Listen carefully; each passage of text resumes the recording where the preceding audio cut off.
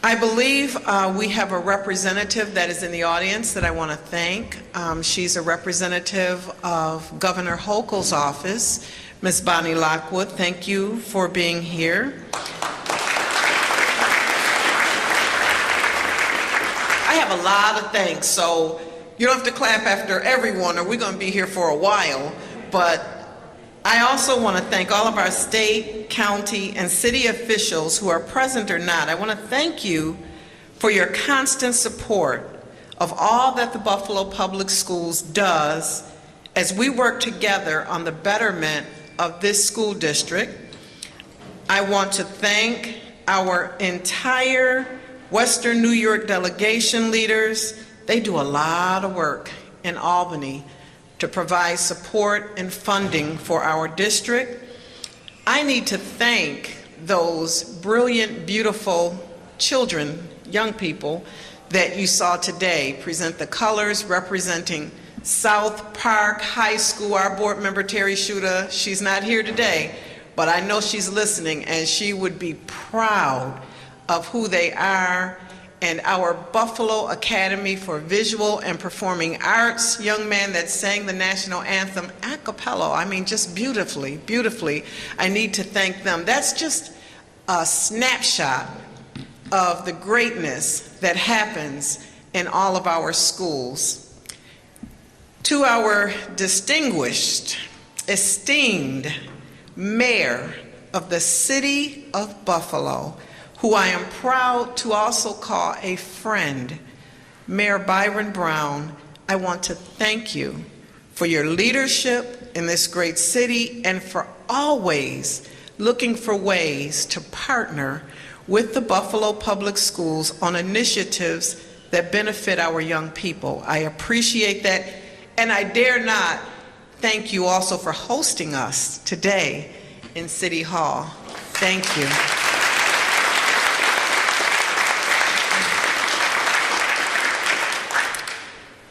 To the thousands of unsung heroes in our city who silently go about every day supporting all of our efforts, know that we appreciate you.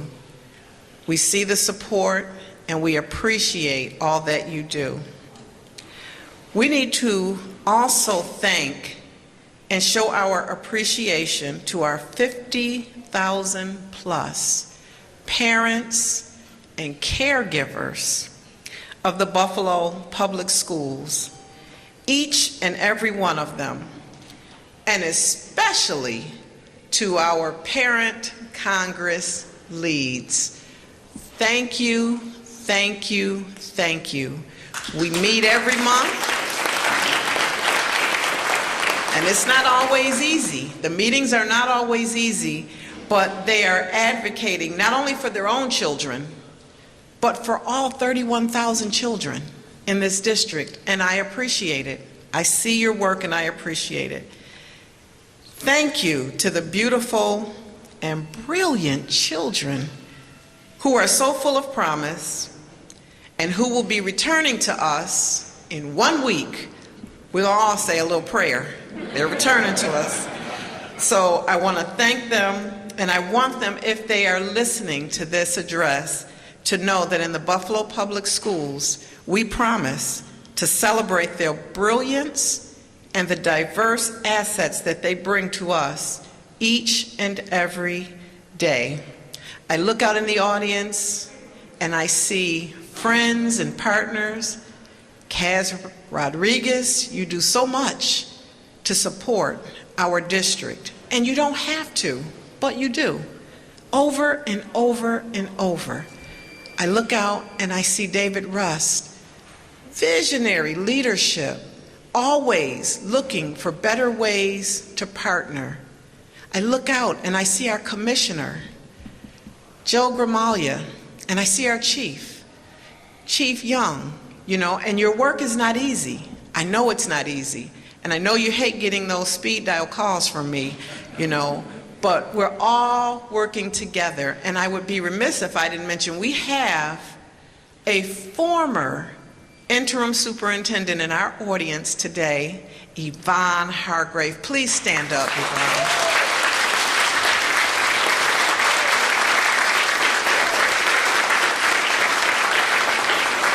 Mrs. Hargrave has mentored so many, as principal at Ken High. I don't know if we have any alumni in here from Kensington High School, but all right, okay. I know we got East, we got, Riverside, we got different, Bennett. Okay, see, if I start shouting out, we're going to be here for a minute. But she served as interim superintendent and has been a great mentor for me for many years. I have always looked up to you as you have made difficult decisions with such class and grace, and I'm pleased that you are here today. Thank you for being here. All right, so we're going to start to get into why we're here today. It is my genuine honor to spend just a little time with you today to briefly share with you the work that we've been involved in over the last year and to highlight where we're going this coming year. Upon getting appointed as the interim and then permanent superintendent of the best school district in New York, in the nation,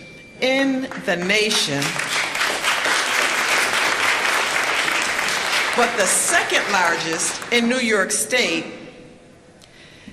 my leadership team and I embarked on a vast, wide and deep, citywide listening tour.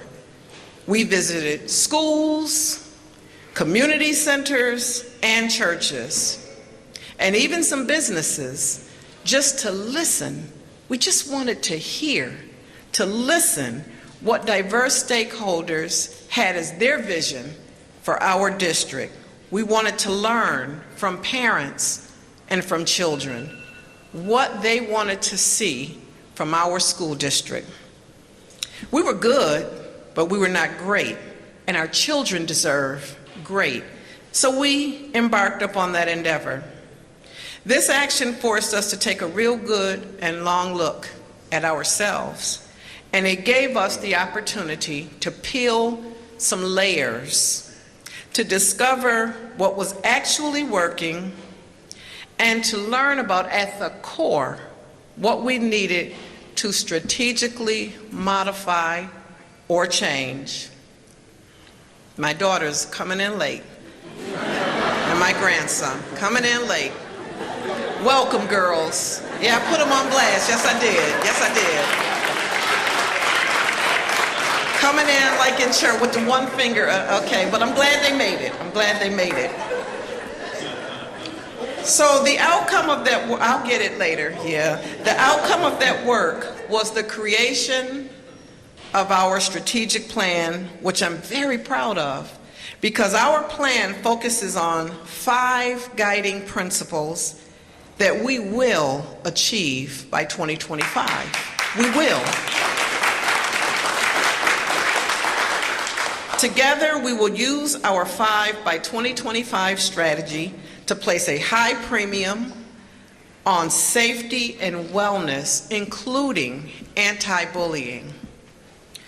We will advance a curriculum that engages students in schoolwork that is meaningful and rigorous.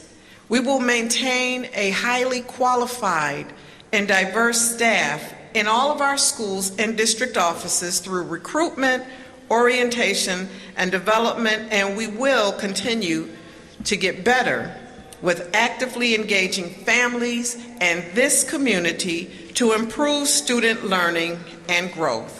So during our listening tours, I came across a lot of people, lots of people, individuals who fell into 3 categories. Those who were uninformed about what our accomplishments were in this district, those who were misinformed about our efforts and the work that every day, the good work that goes on in our schools, and then there were some who were informed about where we were in our work. But once I realized that we had those 2 groups, uninformed and misinformed. My purpose became, as a new superintendent in a district that I've been around my entire life, since I was 5 years old, to make sure that we got more people in that third category of people who were informed than those that were uninformed and misinformed. So we began to share what we were doing. And my hope is that when you become informed, when you get into that third elite group of informed people about the great work happening in our school district, don't keep it to yourself. Go out and share. Share far and wide about all of the things that we do in this district, all of the wonderful things that our children do, all of the great and committed work that our board does, our mayor does, our partners. Share it. Share it. Let people know about the good work that we do. So now let's get into some accomplishments. This is the good part. You should know that in 2022, we graduated 79% of our children for the first time in a very long time. We did that, and I'm not overly thrilled because I want it to be a 3-digit number. I want it to be 100%, but we're on our way. We're on our way. And listen to this. We have 16 high schools, 8 of which had a graduation rate of 90% or higher. That's great. And did you know that one of our schools had, 100% of their children who graduated from high school? Where are they doing that at? Tell me. Where else are they doing that at? It happened here. And I'm not sure if you were informed also that right here in Buffalo, New York, in the Buffalo Public Schools, we do have some of the highest performing schools in the state of New York. Now that's a narrative you don't hear a lot about, but if you ever give me a microphone in a minute, I'll be happy to continue to share that narrative with you. Did you know that we have a baby arts program within our school district for our littlest learners right on the east side at the Arthur O. Eve School of Distinction, number 61? We have pre-K and kindergarten children learning violin, dance, theater. It is amazing to see right here, Buffalo Public Schools. Did you know that Leonardo da Vinci High School made it to the best performing high school in America list? Did you know that? That's amazing.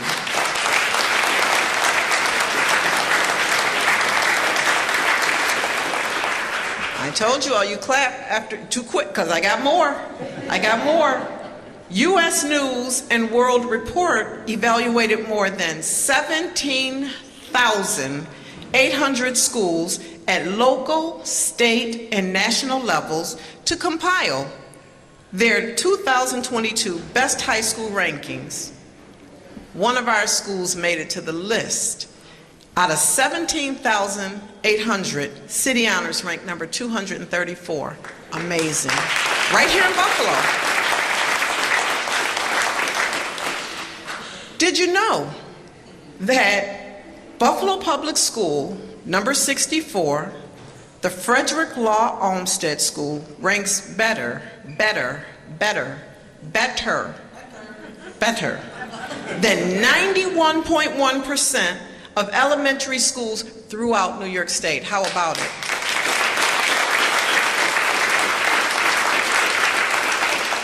This is the narrative that is not shared enough. These children, staff, and families, we're Buffalo Public School District. And so these are children who just work hard. They just work hard to be the best. They show up and they give us their best. Got a few more. At this time of increasing inflation, costs are going up. Are you aware that 35% of Buffalo Public School students graduate high school having earned more than 6 credit hours? You know how expensive college is? They graduate with more than, not 6, more than 6 college credits. And then I need for you to really listen up, because we're doing something really innovative and exciting with a program. It's not really a program, it's a curriculum called WGRZ-Ed. The Buffalo Public School District is the first urban school district in the world, like not in the nation, in the world, to achieve a WGRZ-Ed district-wide pathway for all of our students in grades K through 12 to graduate having explored hands-on classes in the technology field. You know that our children love hands-on stuff. They love technology. In fact, it's a game changer. I think about my grandson who is sitting here at 6. He can look at a pack of Legos without looking at directions like his Lala has to do, and can start building, just looking at it. Our children just are programmed that way in 2023, and so they love it. So I know that this curriculum going from kindergarten through grade 12 will be a game changer. So you wonder, what is WGRZ-Ed? Who is WGRZ-Ed? Steve Wozniak is a rock star. Steve Wozniak joined Steve Jobs, and they started the Apple. We all got Apple something or other, or have come across it, corporation. And they have welcomed, he has welcomed the Buffalo Public Schools into an elite group of school districts who focus on STEM. This aligns with our equity focus. Equity for all. That means we don't leave anybody out. For all, in all that we do, regardless of your zip code, regardless of your socioeconomic status, none of that matters. You all of our children get exposed to this benefit starting in kindergarten. So, what does that look like? This year, and I can't wait to get to these classrooms and see this, we have kindergarten children who will start to receive training this year. Thank you so much, Ms. Walker. This year, thank you so much, Dr. Laura Samolsky-Peters and Baudo and Ann Botticelli. Thank you so much, Board President. This year, our kindergartners will start to receive training in robotics, coding, animation. Again, it's remarkable, and I'm just going to tell you, our first graders will be taking classes in drones. You know, they love that stuff. Cybersecurity, who else is doing that? I'm just saying, who else is doing that? I Googled, I couldn't find another district that was doing all this. But, I'll just end, because I could go grade by grade and share with you what each grade of students will be learning. But I'll just jump to the seniors, and all of them will be taking advanced courses in engineering, cybersecurity, mobile development, drones, and more. You got to give it up. You got to give it up for this. This is huge. It is huge. Got a few more have you heards. Have you heard that many of our 8th grade children take high school algebra, and that this year, more than 64% of them passed and will go on to high school with a high school credit under their belt? So I need for the narrative to stop about our children being unprepared. Now, we are not where we need to be, but we are not where we were either. Our children were focused. We have been data-driven. We have provided the supports. And this past summer, we intentionally began an accelerated mathematics program for rising, get this, 6th graders, so that they are even more prepared by the time they get to 8th grade to pass algebra, a high school course. We're starting in 6th grade now, and we're spiraling up. That's what we're doing. So I need to thank our principals, teachers, and parents for enrolling their children. I know summertime is a time when our kids want to, they want to hang out and play at the playground and all that, but we got a group of 6th graders that were committed to coming to school every day, learning some advanced mathematics and grappling with that so that they're ready by the time they get to 8th grade to pass a high school course, which is difficult. It's a gatekeeper course, but they'll be ready. Remember, my only focus for holding a State of the Schools address is to make sure you leave here today informed. So I'm bragging a little bit today. I'm like a proud mom. So I need to share a little bit about a quote that many of you have heard me say, and I'm going to say it again today. By the year of 2025, by the end of the school year, I need for all of our 3rd graders to be reading proficient. Now, I know that's pie in the sky, but if you shoot for the stars and you don't make it, you still fall on the moon, right? So I'm shooting, I'm swinging the bat. I want all of our 3rd graders reading by the end of the year, 2025. So you heard one of my favorite songs today. You know I like Aretha Franklin, I like Marvin Gaye, I'm a Motown kid. I do say a little prayer, but I also believe in strategic hard work too, to go along with my little prayers. So I want to share with you some data on where we are right now with that, because when I made that statement, our children were 1st graders last year who will be 3rd graders in the year 2024-25. We've been watching them. We've been watching.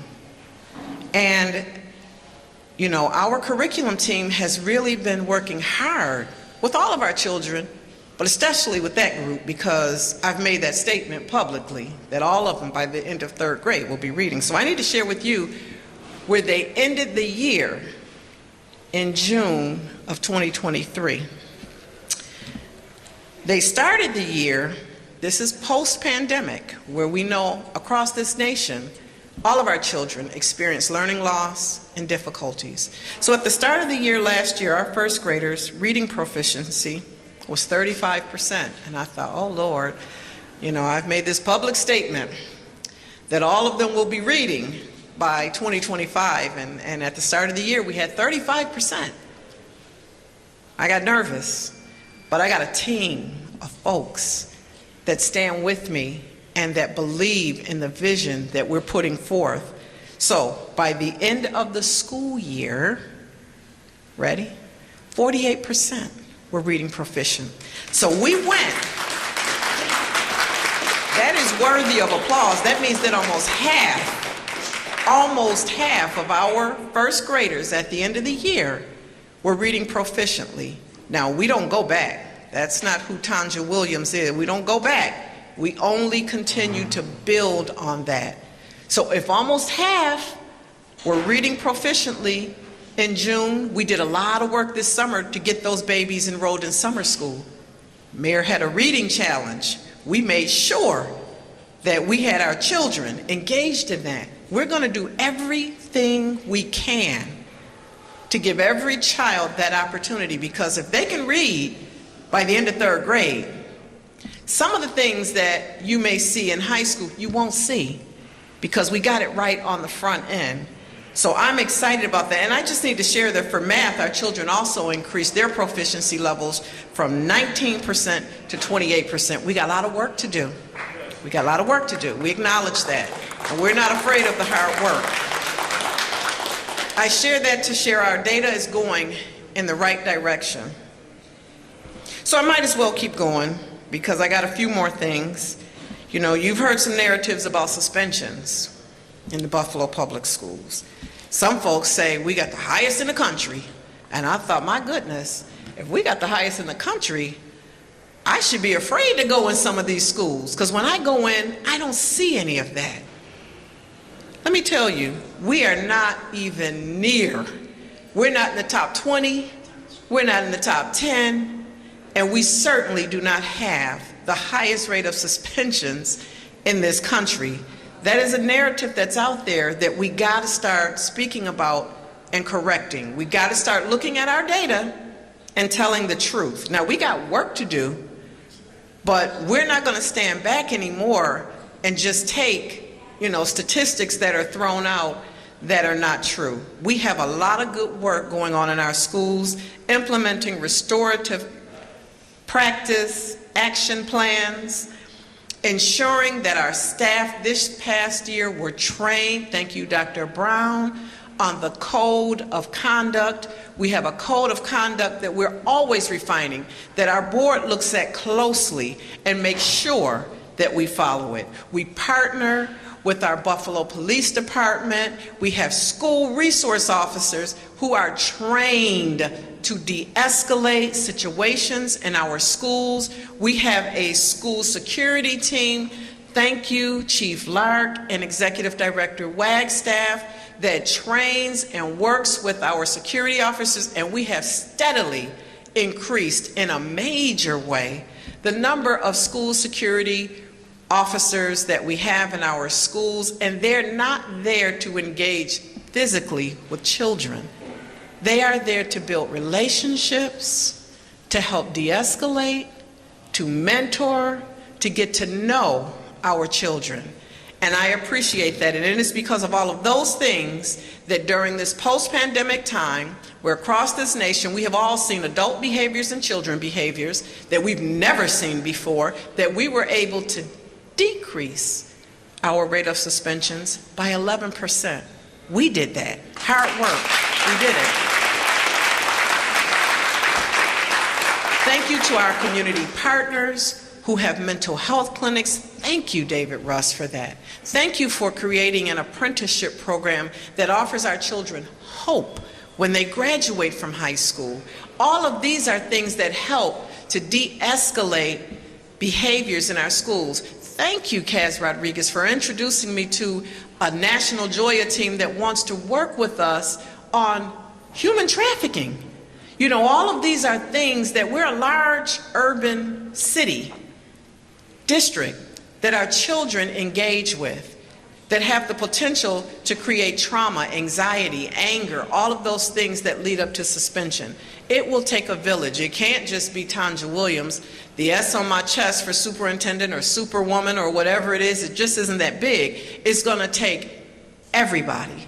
It's going to take all of us, all of us, all of us to wrap our arms around our children and our families, link arms together, and work for one vision and one mission.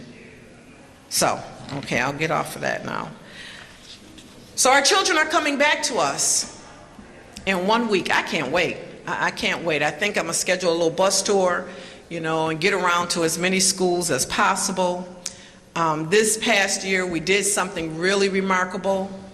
Nate Kuzma, who's our chief legal counsel, when I came into the position, we had 6 outstanding contracts. We've got 11 bargaining units that we work with. Now, anybody that works with bargaining units knows it can be a challenge, right?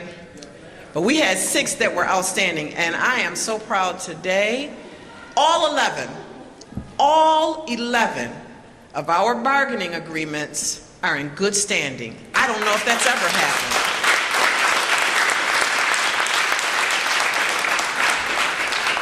So we are not struggling this year filling classrooms. We are not.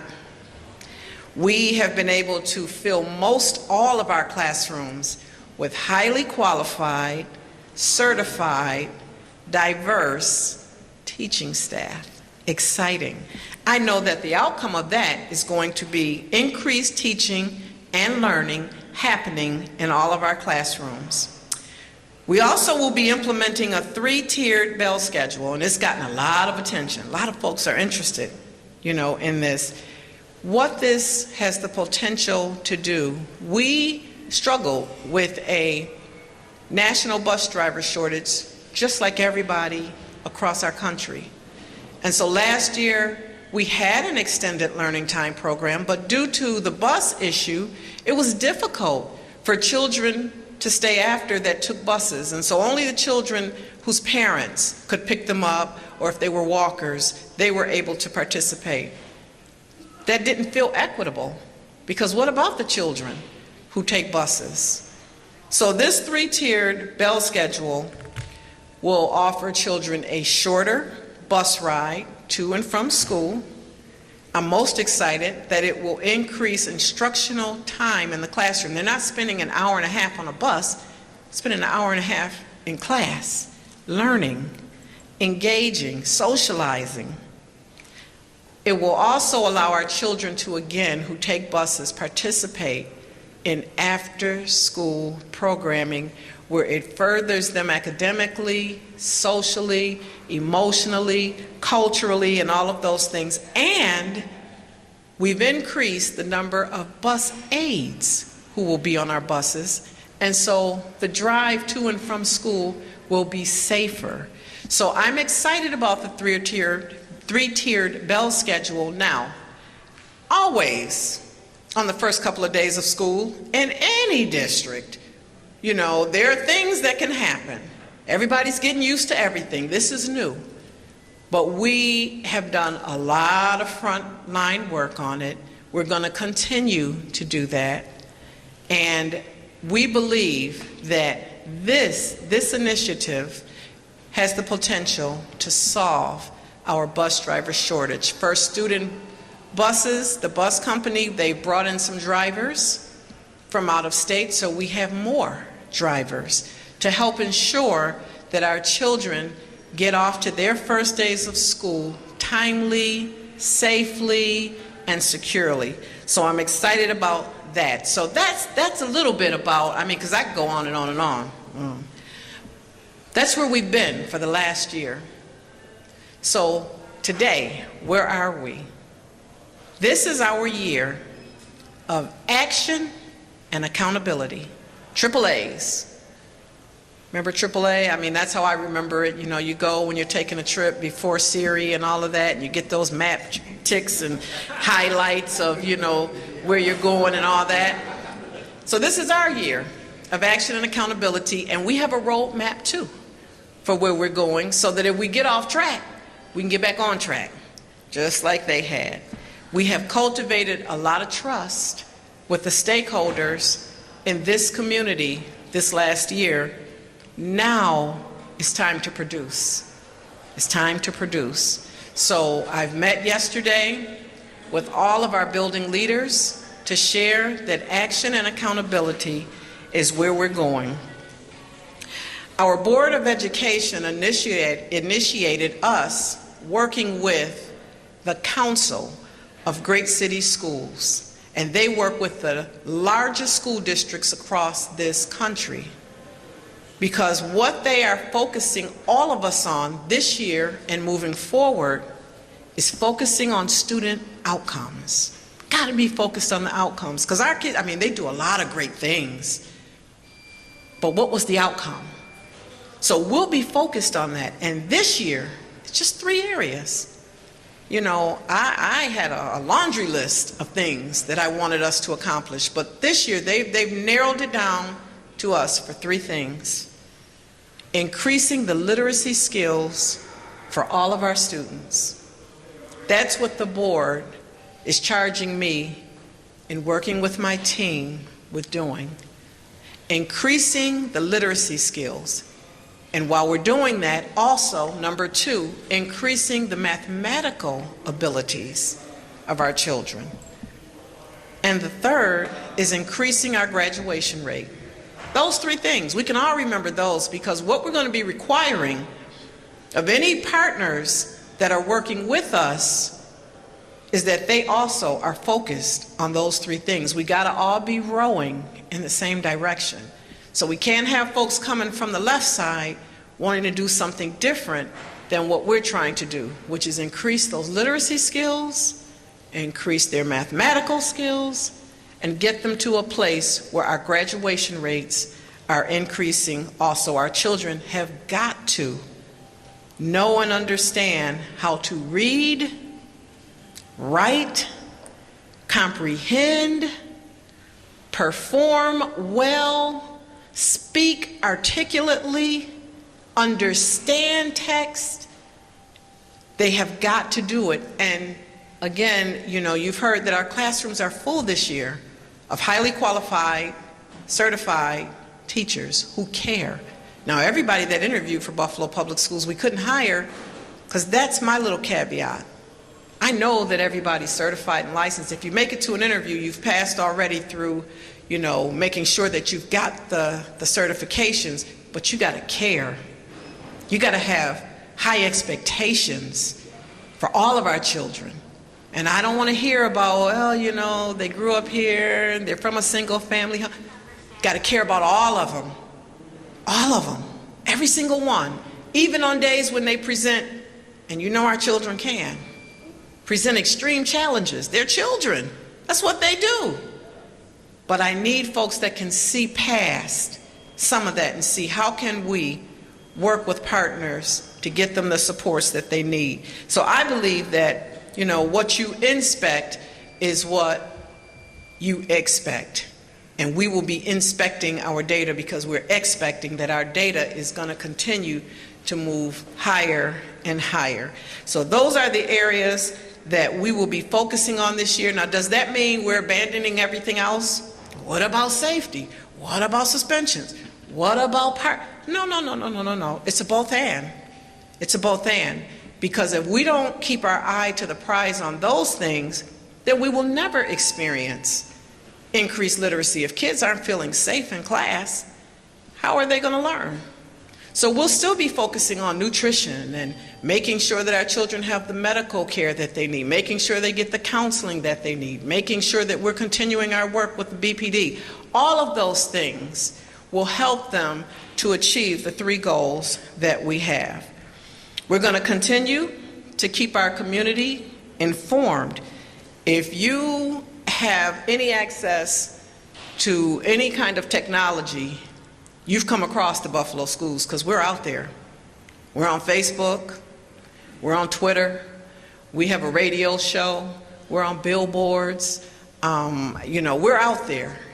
We're out there because we're constantly trying to build our brand and to reassure families that the Buffalo Public Schools is a great place to put your children in school at. If you want a place where it's diverse in the population, it's diverse in the programming that we offer, having staff who care, having a team of parent leaders that you have access to, Buffalo Public Schools is your place.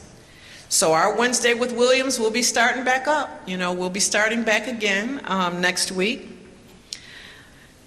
I'm very excited to share that we have a Gold Star instructional program that our district implemented along with our Say Yes partner. And it's for our littlest littles, the 3Y program. Imagine, 3-year-olds in school, and it's free. It's free, right, David? It's free. It's called the Little Scholars Program. And I mean, to see the classrooms, first of all, they're colorful, they're beautiful, it's new furniture, they're vibrant, and then to meet the teachers who believe. They don't get frustrated when our littles act like 3-year-olds, because that's exactly what they are. They're loving, they're caring. Our children are now in those programs leaving that classroom knowing their names, because I've come across children that because they've been called a nickname all of their life, they think that is their real name. These children know their names. They learn their colors. They learn the alphabet. They learn their numbers. They make friends. They're growing independent. They know how to follow direction. It's amazing to see. Last year, we started with the program at West Hurdle and at School 90. This year, We're adding 4 additional classrooms. Thank you, Dr. Carestas, for your work with this.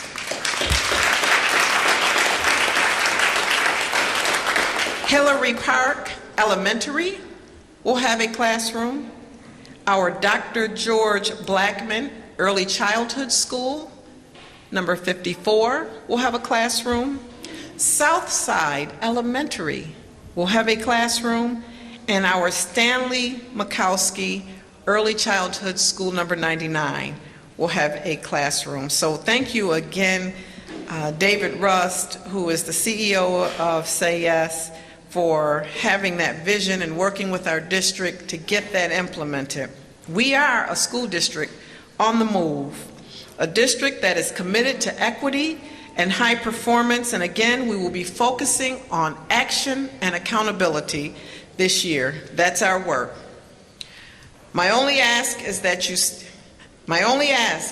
stay informed on what is truly happening in the Buffalo Public Schools, and to courageously go out into the community and to spread the good news. Spread the good news. We have wonderful children, committed staff, and parents who want the best for our children. So I will end by sharing that as your superintendent of the Buffalo Public Schools, who is a daughter of this community, I'm a daughter of the community. I've been around Buffalo schools since I was 5. That's most all of my life. I continue to have huge, big dreams for all of the children in our district. I have a dream that the Buffalo schools will provide a world-class education where all students, regardless of their neighborhood, race, socioeconomic status, or life experiences, will have opportunities to achieve at high levels and grow socially and academically every day. I did it, and they can do it too.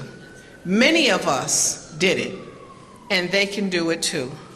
I have a dream that each of our students, every single one, will enter safe, beautiful learning environments each day where they will be greeted by caring staff who are nurturing, qualified, and who genuinely want the best for each of them.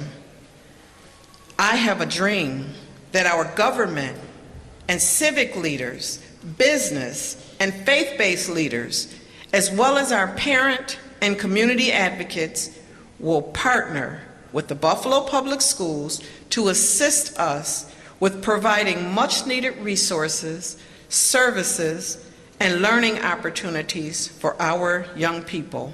I have a dream that our students will be picked up each morning on school buses by drivers and caring bus aides who greet them with warm and genuine smiles and get them safely to and from school.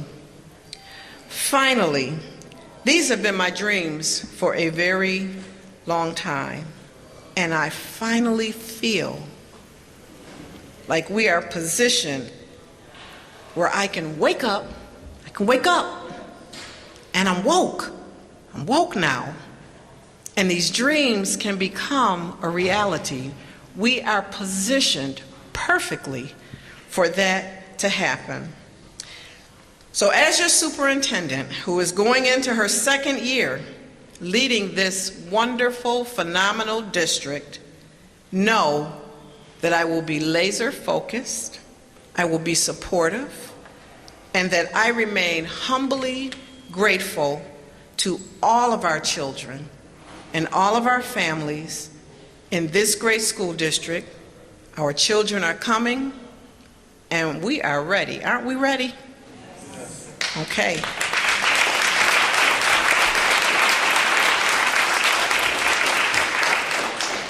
Got to end with a conversation to our parents. Parents, caregivers, if you're listening, please remember, we cannot do this work without you. Your children will only stress if you stress. Our children will only show up to school angry if you're angry and anxious, because our children feed off of us as parents and grandparents and aunties. They get their cues from us. And I'm just saying, please work with us. My plea to parents is to help us to address and overcome obstacles that impact their children calmly and restoratively.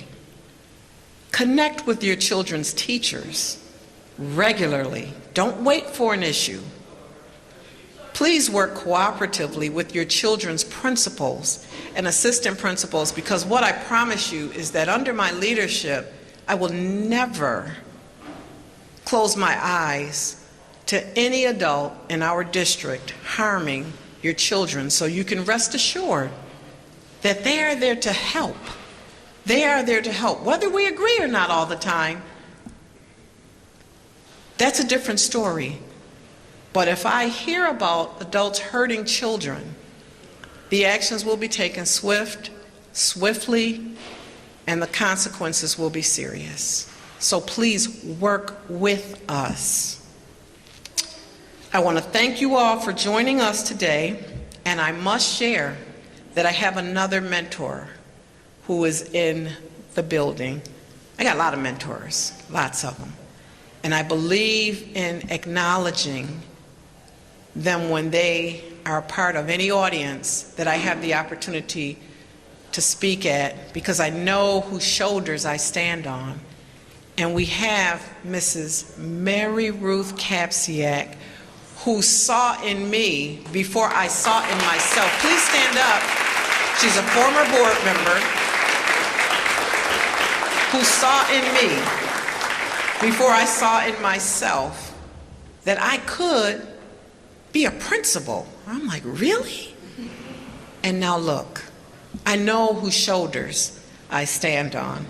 So now it's really an exciting thing that I'd like to ask you all to come up to the 7th floor, because I was in the mayor's office. You know, we meet regularly, a little over, well, I've always seen them, but I really noticed that he has photos of all of the previous mayors, and I thought, wow, that's a beautiful history.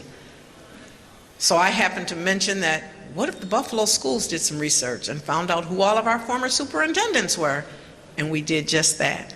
And so I invite everyone to come up to the 7th floor and do a gallery walk, a historical walk of all of our former superintendents. They are photographed and framed so beautifully from the children at McKinley High School. They did all of that to see who all of our former leaders in the Buffalo Public Schools were. Thank you so much for being here today. It means a lot, and we're going to have a great school year. Thank you.